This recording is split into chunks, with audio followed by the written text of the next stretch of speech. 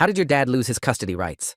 My dad's first holiday with full custody almost became my last. I was reaching for the mashed potatoes when the pain hit, like someone was twisting a knife in my lower right side. Dad, I whispered, gripping the table. My stomach really hurts. Not now, Mason, he said, not even looking at me. We're about to do the family toast. This was our first Thanksgiving at Grandma Fiona's house in 3 years. The first one since Dad won partial custody. The first one without Mom. I want to make a toast, Grandma Fiona began, raising her wine glass, to having our family back together, away from certain negative influences. Everyone knew she meant Mom. The pain was getting worse. I pressed my hand against my side and felt heat radiating through my shirt. Dad, I tried again. I think something's wrong. Mason's trying to ruin dinner, my cousin Sinan announced. Just like last time. Last time, when I was 8 and threw up at Easter because Mom had just told me about the divorce. They still hadn't forgiven me for making a scene. I'm not trying to. A wave of nausea hit me so hard I doubled over. Oh, here we go, Aunt Linda sighed. Fiona, didn't I tell you? The mother probably coached him to do this. My mom's not even here, I protested, then immediately regretted raising my voice as another stab of pain shot through me. Watch your tone, Dad warned. Your mother's not here because she lost that privilege, and you're not going to manipulate your way out of family time. I stood up, planning to go to the bathroom, but the room tilted. I grabbed the chair to steady myself. Sit down. Grandma Fiona's voice was ice. We do not leave the table during the family toast. It's disrespectful. I think I'm going to throw up. Of course you are. Uncle Robert laughed. Just like your mother. Always so dramatic. Always the victim. My 10-year-old sister Alice looked at me with worried eyes from across the table. She'd been silent since we arrived, intimidated by Dad's family. Please, I whispered. I need to lie down. You need to show respect, Dad said firmly. This is the first holiday we've had without your mother's interference. You're not ruining it. The pain was spreading now, like fire across my abdomen. I could feel sweat dripping down my back. Maybe he really is sick, my cousin Bethany said quietly. Don't you start, her mother snapped. He's fine. Just wants attention because Mommy's not here to baby him. I tried to sit back down, but my legs wouldn't cooperate. The chair scraped loudly against the floor as I missed it and stumbled. Mason James! Dad stood up. That's enough. Dad, please. Tears were streaming down my face now. It hurts so bad. You know what hurts? Grandma Fiona stood too. Having to watch my son deal with your behavior. Having to see what that woman turned you into. Alice suddenly pushed back her chair. He's not faking, she screamed. Look at him. He's white. Alice, sit down, Dad ordered. No! She was sobbing now. Mom said if we ever needed help to call 911. She said you wouldn't listen. She said, your mother said a lot of things, Aunt Linda interrupted. Most of them lies. The room started spinning. I dropped to my knees, clutching my side. It felt like my insides were on fire. He's being ridiculous, Uncle Robert said. In my day, kids didn't pull these stunts. It's not a stunt. Alice was hysterical. Please, someone help him. I'm calling his mother, Aunt Linda announced. Through my tears, I saw Alice crawling under the table toward the kitchen. Smart girl. There was a landline in there. Where do you think you're going? Grandma Fiona grabbed Alice's ankle. Let go of her. I tried to yell, but it came out as a whisper. That's when I threw up. All over Grandma Fiona's Persian rug. My rug! She shrieked. Do you see? Do you see what these children are? Just like their mother, someone muttered. The pain was unbearable now. I curled into a ball on the floor, shaking. Get up, Dad said coldly. You're embarrassing me. I can't.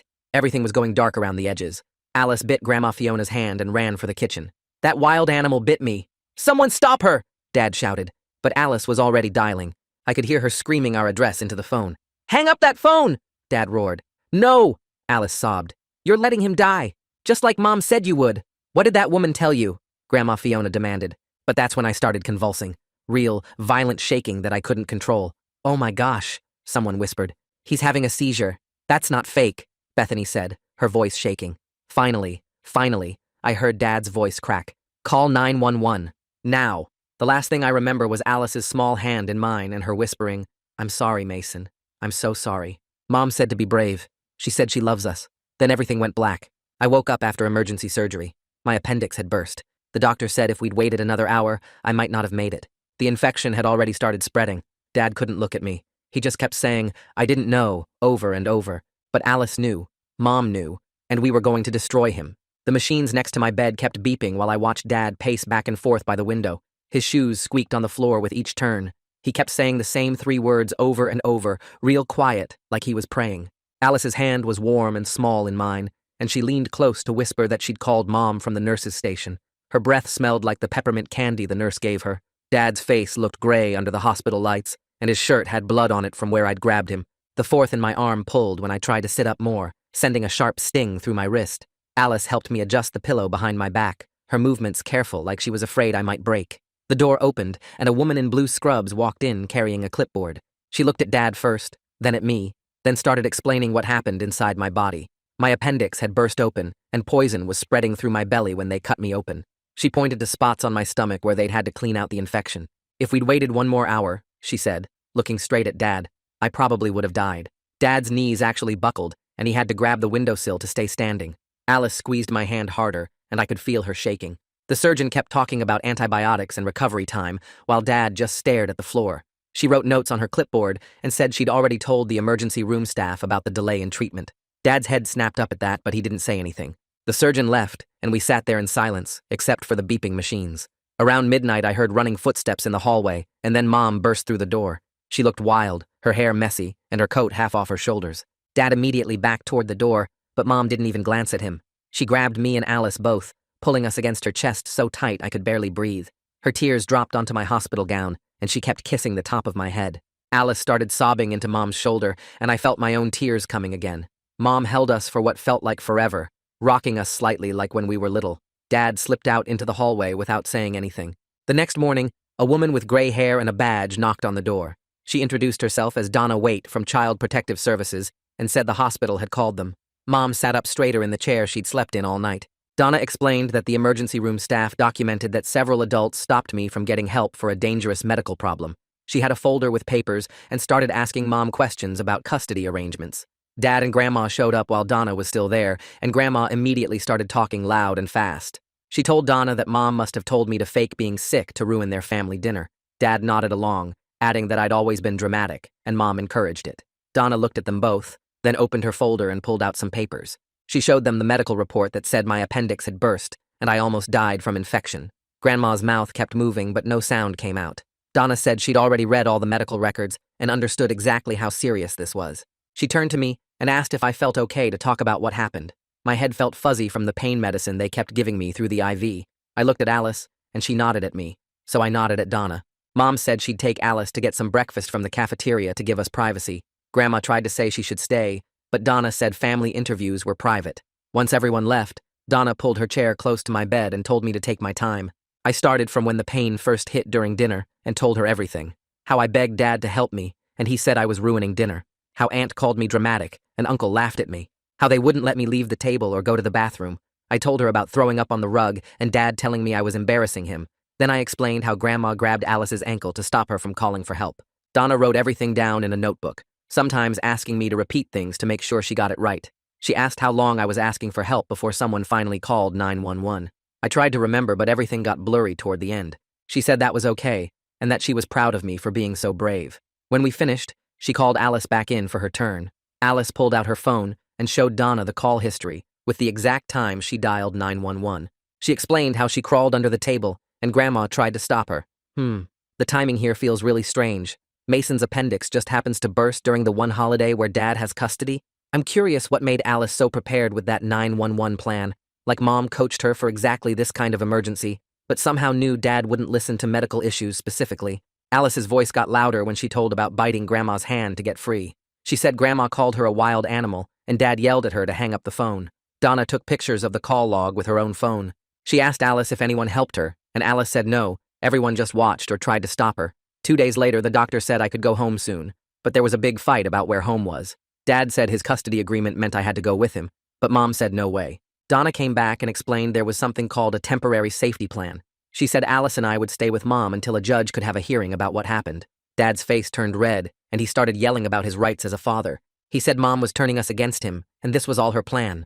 Donna stayed calm and said the safety plan was already approved based on the medical evidence. Dad slammed his hand on the wall and demanded to take us home right then. He stepped toward my bed, and Mom moved between us. A security guard showed up because the nurses had called when they heard yelling. Dad pointed at Mom and said she was kidnapping his kids. The guard looked at Donna, who showed him some papers and explained the situation. Dad kept getting louder, saying we belonged with him, and Mom had no right to keep us. The guard told Dad he needed to calm down or leave the hospital. Dad said he wasn't going anywhere without his children. The guard called for backup on his radio, and another guard arrived. They wrote down everything Dad was saying and doing in their report. Donna told me later that all of this was documented as evidence.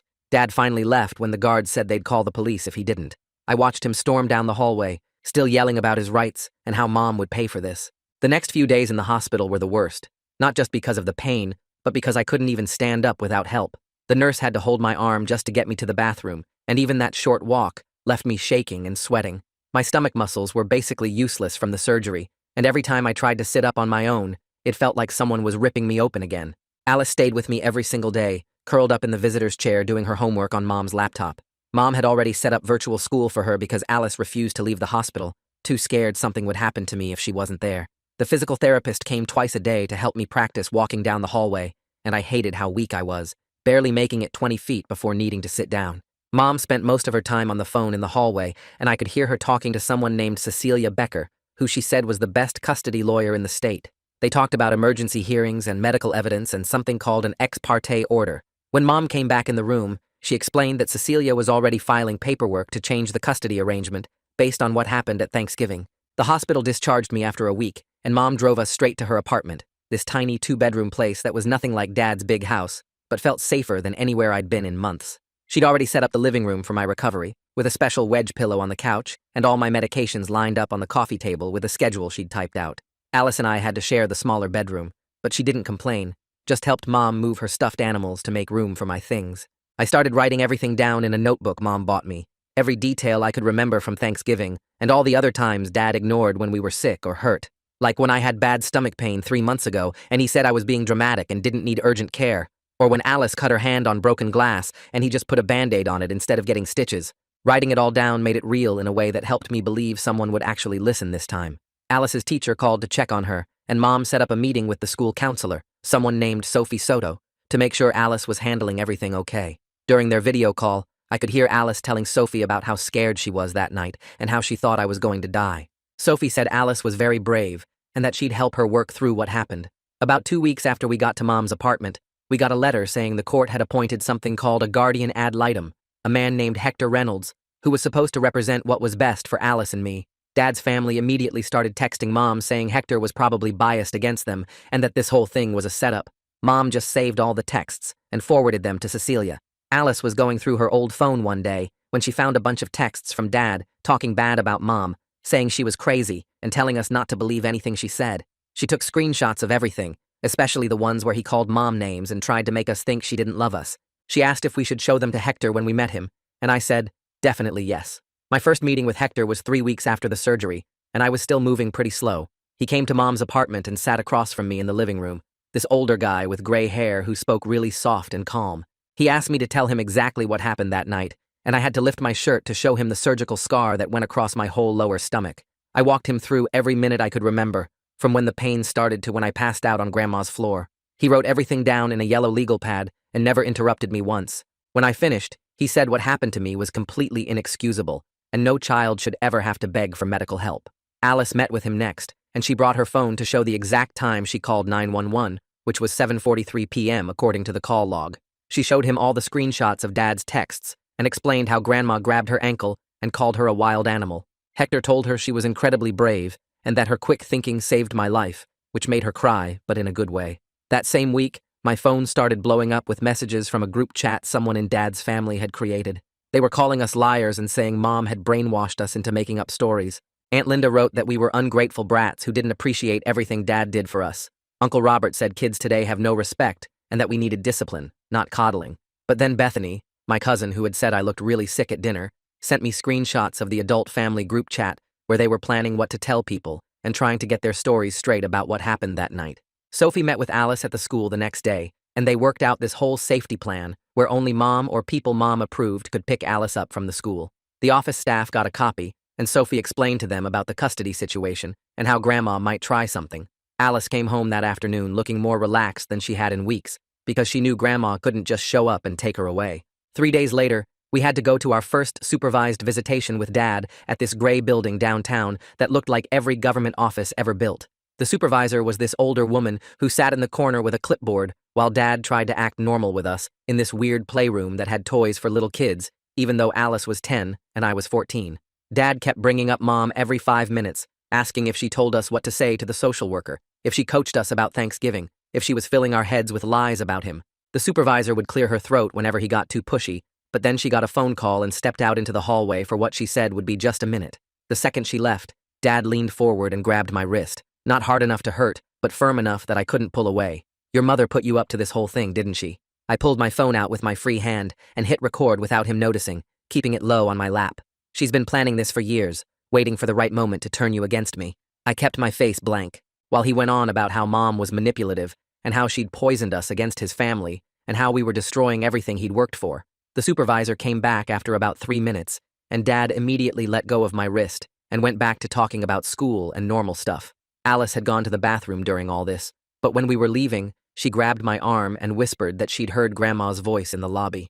She'd been standing right outside the bathroom door talking to Dad before we arrived, telling him exactly what to say to make Mom look bad in the supervisor's report. Alice had stood on the toilet seat to hear better through the door vent and memorized the exact words, which were something like, "Tell them their mother is unstable and has a history of making false accusations, and make sure you mention she's behind on her bills and can't provide properly." We told Mom about it when she picked us up, and she immediately called Cecilia, who said to write it all down with the exact time and date. 2 weeks later, I had my follow-up appointment with the surgeon who'd saved my life. She examined my scar, which was healing, but still looked pretty rough. This red line across my whole lower stomach that pulled when I moved too fast.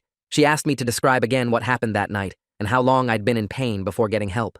Then she sat at her computer for like 20 minutes, typing up this detailed letter about how serious my condition was, using all these medical terms I didn't understand. Mason's recovery journal reads like evidence gathering 101. Smart kid knows documentation beats denial every time, especially when Dad's family texts provide their own proof against themselves, but basically saying the delay in treatment nearly killed me, and that peritonitis had already set in when I arrived. She printed out 3 copies, one for me, one for my medical records, and one she said she'd send directly to the court if needed. Mom's attorney Cecilia called that afternoon saying the surgeon's letter was exactly the kind of medical evidence they needed to show the severity of what happened. The next morning, Donna showed up at Mom's apartment for a home inspection. Mom had been cleaning for 2 days straight, even though the place was already pretty clean, making sure everything was perfect. Donna walked through each room with a checklist, taking pictures of Alice's homework station that Mom had set up in the corner of the living room with all her school supplies organized in little bins. She photographed the medication schedule Mom had posted on the fridge, showing exactly when I needed to take my antibiotics and pain meds with check marks for each dose. She looked in the kitchen cabinets, which were full of food, checked that we each had our own bed with clean sheets, made sure the bathroom had all our toiletries and first aid supplies. She spent extra time in our room where Mom had put up some of our artwork and photos, making it feel like home even though we'd only been there a few weeks. Donna wrote notes about everything being stable and appropriate, and said she was impressed with how organized Mom was, despite the sudden transition. That same night, my phone buzzed with a long text from Aunt Linda. She wrote this whole thing about how sorry she was that things got out of hand at Thanksgiving, but that I needed to think about what I was doing to the family. She said Dad was devastated, and that Grandma was having chest pains from the stress, and that we were tearing everyone apart with our accusations. She ended it by saying family was supposed to stick together, and that I should convince Alice to stop this nonsense before it went too far. I screenshotted the whole thing and forwarded it to Hector without writing back, because Cecilia had told us not to respond to any messages from Dad's family. 3 days later, Mom got a call from Alice's school saying Grandma had shown up trying to pick Alice up. The office staff followed the safety plan exactly, telling Grandma that she wasn't on the approved list and couldn't take Alice anywhere. Grandma started yelling about her rights as a grandmother and how she had emergency custody papers, which was a total lie. The principal called the police, while the secretary kept Grandma busy with paperwork she didn't actually need to fill out. When the officers arrived, Grandma tried to tell them the school was kidnapping her granddaughter, but they'd already talked to the principal who showed them the safety plan and custody documents. The police made Grandma leave and wrote up a report about the attempted violation of the custody agreement, which the school immediately sent to Sophie, Donna, and Mom's attorney. About a week later, Mom took us grocery shopping and I was pushing the cart past the deli section when I smelled gravy heating up. My whole body just froze, and suddenly, I was back on Grandma's floor, curled up in pain, while everyone stood around calling me dramatic. My chest got tight, and I couldn't breathe right. My hands started shaking, and I felt like I was going to pass out. Mom saw what was happening and immediately abandoned the cart, getting me outside to the parking lot where she sat me down on a bench and helped me breathe slowly, counting with me until my heart stopped racing. She called around that afternoon and found a therapist named Olive who specialized in medical trauma and got me an appointment for that week. A few days before my first therapy appointment, Alice came to me with this plan she'd been working on. She wanted to sneak back into Dad's house when he was at work and go through Grandma's phone because Grandma never locked it and always left it charging in the kitchen. Alice figured there would be texts about us, or about that night that we could use as evidence. I told her absolutely not, that it was way too dangerous, and probably illegal too. She got upset saying we needed more proof, but I explained that we had enough evidence already, and breaking into Dad's house would only make us look bad, and could get Mom in trouble. We agreed to trust the legal process, and let the adults handle getting evidence the right way. After my first session with Olive, where I mostly just told her what happened, I met with Hector and Cecilia at Mom's attorney's office. I played them the recording from the supervised visit, where Dad grabbed my wrist and accused Mom of coaching us. The sound quality wasn't perfect, but you could clearly hear Dad saying Mom had poisoned us against him and that she'd been planning this for years. Cecilia took notes while listening, and Hector asked me why I'd thought to record it. I explained that Mom had always told us to document everything with Dad's family because they would lie about what happened, and this seemed like something important to have proof of. They said the recording showed a clear pattern of Dad trying to manipulate us and blame Mom for everything instead of taking responsibility for what happened at Thanksgiving. The next day, Sophie called to say she wanted to work with Alice on writing down what happened at Thanksgiving. Mom drove us to the school counselor's office, where Sophie had set up a quiet room with colored pens and paper. Alice sat at the small table and started writing slowly, her tongue poking out the way it does when she's concentrating hard. Sophie sat next to her, not rushing, just being there while Alice wrote about how scared she was when I fell on the floor. She wrote about Grandma grabbing her ankle and how she bit her to get free. She wrote about calling 911 and Dad yelling at her to hang up. When Alice's hand got tired, Sophie helped her take breaks, and they practiced reading parts out loud. Alice's voice shook at first, but got stronger each time she read about saving my life. Sophie recorded Alice reading the whole thing on her phone so Alice could practice at home too. Meanwhile, Cecilia had me come to her office 3 times that week to go over every single detail of Thanksgiving. She had this big timeline on a whiteboard, and we went through it minute by minute. I kept getting mad when I talked about Uncle Robert laughing at me, or Grandma screaming about her rug while I was dying. Cecilia would stop me and make me breathe and count to 10. She explained that getting emotional during the deposition would make Dad's lawyer try to confuse me. We practiced with her assistant pretending to be Dad's lawyer, asking me trick questions and trying to make me lose my temper. By the 3rd session, I could tell the whole story without my voice shaking or my fists clenching. Alice was playing a game on her phone one afternoon when she noticed something weird in her settings. There was an app she didn't download called Family Tracker that showed her location all the time. She showed Mom, who immediately called Cecilia's office. Their IT guy came to the house that same day and found the app was installed with Dad's Apple ID. He took screenshots of everything, showing when it was installed and how it tracked Alice 24/7. The IT guy also found Dad could see her text messages through the app. He wiped her phone completely clean and set her up with a new Apple ID that Dad couldn't access. Alice was quiet for hours after finding out Dad had been watching her like that. 2 weeks later, we had our first hearing at the courthouse. The room was smaller than I expected, with wood panels on the walls and a judge who looked tired. Dad sat on one side with his lawyer, and we sat on the other with Cecilia. Hector stood in the middle since he was there for me and Alice. The judge read through all the reports from Donna, the hospital, and Hector. Dad's lawyer tried to argue that it was all a misunderstanding, but the judge cut him off. She ordered supervised visitation only, twice a month for 2 hours each. Dad had to take parenting classes and complete them before he could ask for any changes. She also said Grandma couldn't be at any visits and couldn't pick us up from the school. Dad's face turned red, but his lawyer grabbed his arm before he could say anything. It wasn't full custody for Mom, but at least we were safe.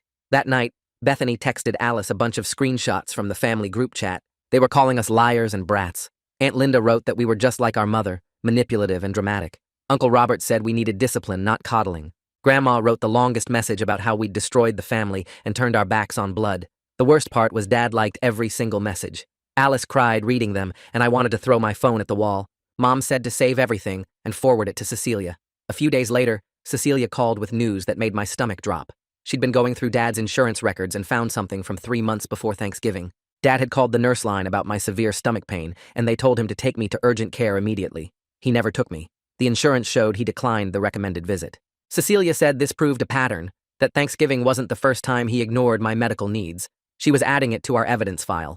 Alice had to go with Mom to pick something up at Grandma's church for the custody case. While Mom talked to the secretary, Alice waited in the hall. She heard 2 older ladies whispering about our family. One said she always thought Grandma was too harsh on those kids. The other said she saw what happened at Easter when I threw up and how mean everyone was to an 8-year-old. A man walking by added that he'd heard about the Thanksgiving incident from his daughter who worked at the hospital. Recording that supervised visit was pretty clever. I wonder if Mason knew something would happen, or just had good instincts about documenting everything with this family. The tracking app on Alice's phone raises questions about how long Dad had been monitoring her movements and messages before all this happened. Alice realized not everyone believed Grandma's version of perfect family. Some people were starting to see the truth. My sessions with Olive were hard at first. Every time I tried to talk about lying on Grandma's floor, my chest would get tight, and I'd feel like I couldn't breathe. Olive taught me to press my feet flat on the floor and count 5 things I could see, 4 I could hear, 3 I could touch, 2 I could smell, and 1 I could taste. It helped pull me back to her office instead of being stuck in that dining room.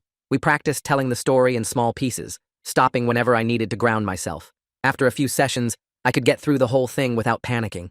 At Mom's apartment, Alice and I shared a room which actually made her feel better. She'd wake up 2 or 3 times every night and lean over to watch my chest rise and fall. Sometimes she'd whisper my name to make sure I'd respond. Mom got her a nightlight that projected stars on the ceiling, and we started a bedtime routine where we'd read together. Her nightmares were getting less frequent and less intense. She still had them, but now she knew she could wake me or Mom up, and we'd sit with her until she felt safe again. Then Dad's lawyer filed a thick stack of papers claiming Mom was turning us against him. He included old photos from when I was 5, and Alice was 2, all of us smiling at the zoo and the beach. He had pictures from every birthday and holiday before the divorce, trying to show we were happy in his care. The motion said Mom coached us to lie about Thanksgiving and was alienating us from our father.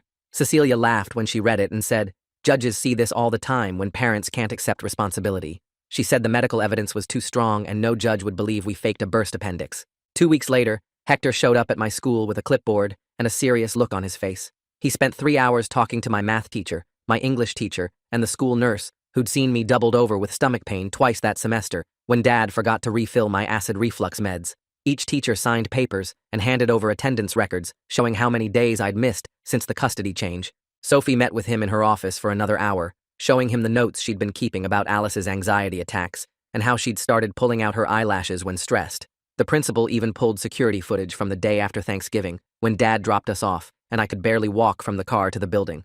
Hector wrote everything down in this thick folder that kept getting bigger with every interview.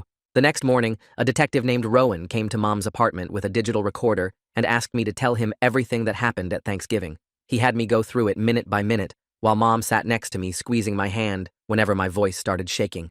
He asked specific questions about who said what and when, how long I was on the floor, who physically stopped Alice from calling for help.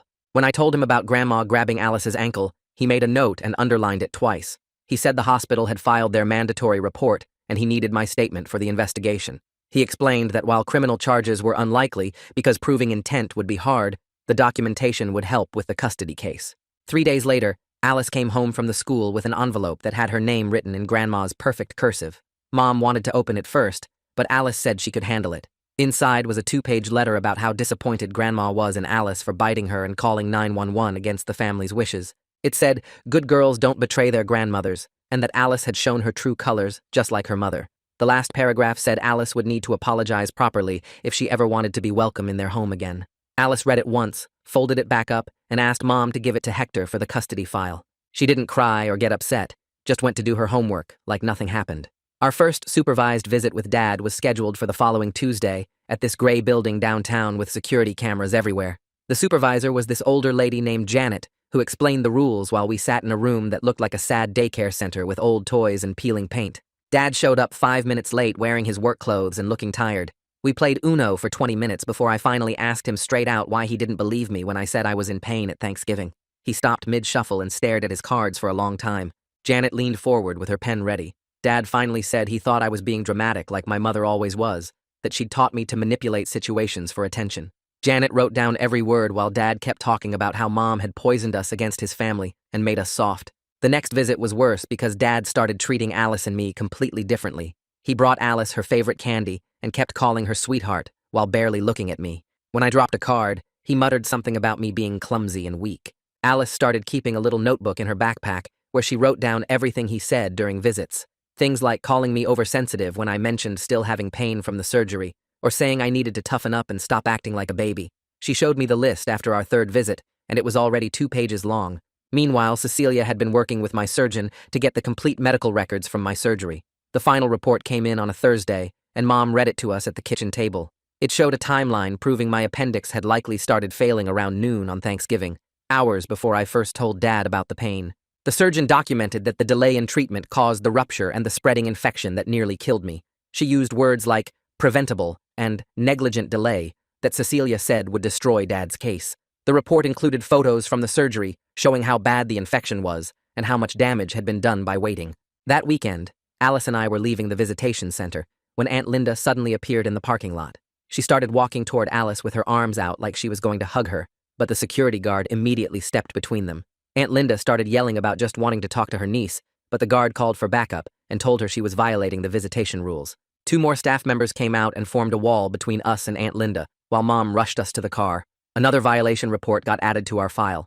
The following Monday, the judge ordered Dad to undergo a psychological evaluation to determine his fitness as a parent. Cecilia explained that he had no choice but to comply, or he'd lose all custody rights immediately. The evaluation would include personality tests, interviews about his parenting choices, and a review of the Thanksgiving incident. Dad's lawyer tried to argue it was unnecessary, but the judge said the medical evidence and multiple violation reports made it mandatory. A week later, Donna came over with good news about the safety plan extension. She said CPS was keeping us with Mom until the final custody hearing in 2 months, and that she was officially recommending permanent custody modification based on medical neglect. She had a thick file of evidence including the surgeon's report, the detective's notes, teacher interviews, and all the violation reports from Dad's family. She said she'd been doing this job for 15 years and had rarely seen such clear documentation of neglect. Hector called that night to schedule practice sessions for our testimony and said we needed to be ready to stay calm and stick to facts without seeming vengeful or coached. Sophie met with Alice 3 times that week in the school counselor's office, and I watched through the window as they moved chairs around to make it look like a courtroom. Alice stood at a pretend witness stand they made from a desk, while Sophie played different roles. First, the nice lawyer asking easy questions, then switching to play Dad's attorney trying to confuse her. Sophie showed Alice a red card she could hold up if she needed a break, teaching her it was okay to pause instead of getting overwhelmed. Each time they practiced, Alice got better at staying calm when Sophie asked tricky questions about whether Mom told her what to say. By the 3rd session, Alice was answering clearly without looking at Sophie for help, keeping her hands steady on the desk even when Sophie raised her voice like Dad's lawyer might. 2 weeks before the trial, I woke up with my surgical site feeling hot and swollen, and when Mom checked it, she saw red streaks spreading from the incision. She drove me to urgent care immediately, while Alice sat in the back seat crying that I was going to die again. The doctor said it was just a minor infection, but needed antibiotics right away, and he cleaned the wound while I gripped the exam table. Mom took photos of the infected site for our records, and the urgent care doctor wrote a note saying this was common after emergency surgery with complications. Alice held my hand the whole time, checking my face every few seconds to make sure I was still okay. The antibiotics worked fast, but the whole thing scared everyone, especially when Cecilia said we needed to document it as ongoing medical issues from the original neglect. 3 days later, Mom took Alice for her regular pediatrician appointment that she'd been getting every 6 months since the divorce. The doctor pulled up Alice's complete medical history on his computer, showing she'd never missed a vaccine or checkup while in Mom's care. Talk about building a case brick by brick. Between Hector's growing folder of evidence and Alice's secret notebook tracking Dad's comments, these kids are basically running their own legal department with better documentation than most law firms. He printed out 5 years of records showing Alice's growth charts, immunization records, and notes from every visit where Mom asked questions about Alice's development. The pediatrician wrote a letter stating Alice received consistent, appropriate medical care under Mom's custody, unlike what happened at Dad's house. Cecilia added these records to our evidence binder, which was now 3 inches thick. The morning of the trial, we all got dressed in the clothes Cecilia picked out for us. Me in khakis and a button-down shirt that didn't press on my healing scar. Alice in a blue dress with her hair in braids. The courtroom was smaller than I expected, with wood paneling and uncomfortable benches. Dad's attorney started his opening statement by waving his arms around, saying Mom had poisoned us against our father and coached us to lie about Thanksgiving. He called the whole thing a manipulation to get more child support, saying Mom was bitter about the divorce. Cecilia sat perfectly still, taking notes while he talked, not reacting to any of his accusations. When it was her turn, she stood up with our evidence binder and calmly laid out the medical timeline, starting with my symptoms at noon and ending with emergency surgery for a burst appendix. She showed the judge photos from my surgery, the surgeon's report about how close I came to dying, and the infection I just had as proof of ongoing complications. Dad's attorney kept objecting, but the judge told him to sit down and let her finish. Alice went to the witness stand first, and I could see her hands shaking as she put them on the Bible. She told about hearing me ask for help over and over, watching me turn white and fall down, seeing Grandma grab her ankle to stop her from calling 911. When Dad's attorney tried to ask if Mom told her to say these things, Alice held up her red card and said she needed a break. After 2 minutes, she came back and answered clearly that Mom only told her to tell the truth. Dad's attorney asked why she bit Grandma, and Alice said because Grandma was hurting her and stopping her from saving me. The judge wrote notes the whole time Alice talked. When it was my turn, I brought my evidence folder to the stand, my hands steady even though my stomach was churning. I played the audio recording from the supervised visit where Dad tried to get me to blame Mom, and you could hear the judge typing on her computer as it played. I showed her my journal entries from right after surgery when everything was fresh, reading the parts about thinking I was dying while Dad called me dramatic. I looked straight at Dad when I described lying on Grandma's floor believing I might not make it, watching him choose his mother's approval over my life. Dad looked away first. The surgeon's letter got entered as evidence, with the parts about preventable complications and negligent delay highlighted in yellow. When I finished, Dad's attorney barely asked me anything, just confirmed the dates and times. During the lunch break, we sat in the courthouse hallway eating sandwiches Mom packed when Dad walked up to Alice. He started saying he was sorry, that he never meant for things to go so far, but Alice stood up and told him she wasn't ready to hear it. Sophie stepped between them and walked Alice to the bathroom, while Dad just stood there with his mouth open. I was so proud of her for not letting him make her feel bad about protecting herself. When closing arguments started, Hector stood up with a thick folder of recommendations. He told the judge that based on medical evidence, witness testimony, and multiple violations of court orders, he was recommending primary physical custody to Mom with supervised visitation for Dad twice a month. He said Dad needed to complete therapy and parenting classes before any unsupervised visits, and that Grandma should have no contact with us during visits. He looked at the judge and said, our safety had to come first, that we'd already almost lost one child to neglect. Dad's attorney argued for joint custody, but even he seemed to know it was hopeless. While we waited for the judge to make her decision, Mom took us for ice cream at the place near the courthouse. We sat outside eating our cones, and Mom asked Alice about her friend's birthday party next week, trying to talk about normal things. Alice actually laughed when Mom got chocolate on her nose, the first real laugh I'd heard from her in weeks. We went back to the courthouse, and the judge called us into her chambers instead of the courtroom. She said she'd reviewed all the evidence and testimony, and her decision was clear. Mom got primary physical custody. Dad got supervised visitation twice a month for 6 months. Then they'd review. Dad had to complete therapy and parenting classes, pay for our therapy, and Grandma was banned from the school grounds and any visits. We all started crying with relief, even Mom, who'd been trying to stay strong. The judge signed the order right there, making it official immediately. We walked out of the courthouse into the bright afternoon sun, and Mom drove us straight to get milkshakes to celebrate. 2 weeks later, Alice was back at her regular school schedule, and kids kept asking her weird questions about why she wasn't living with Dad anymore. Sophie met with her every Tuesday during lunch and taught her to just say it was grown-up stuff and change the subject. Alice told me she actually missed Grandma's Christmas cookies and the big tree at Dad's house, but she knew we couldn't go back there. One afternoon, my phone buzzed with a text from Bethany saying she was sorry for not helping me on Thanksgiving when she could see I was really sick. She wrote that she wanted to maybe hang out sometime if I was okay with it, but she understood if I never wanted to see any of them again. I texted back that maybe someday we could talk, but right now Alice and I needed space to figure things out without pressure from Dad's side of the family. The supervised visitation center was this boring building with old toys and a two-way mirror where someone watched everything. Dad showed up to our first visit carrying a board game and actually asked us what we wanted to play instead of just telling us. He followed all the supervisor's rules about not discussing the court case, or Mom, and we played 3 rounds of sorry without any drama. During my Thursday therapy sessions, Olive kept asking me what I wanted now that we were safe with Mom. I told her I still felt mad at Dad for almost letting me die, but she helped me see that protecting ourselves was more important than getting revenge. She had me write down 3 good things that happened each week, even when I didn't want to think about anything positive. Mom set up her laptop one Saturday, so Alice and I could video chat with her parents who lived across the country. They asked how school was going and talked about their garden instead of pushing us to explain everything that happened with Dad.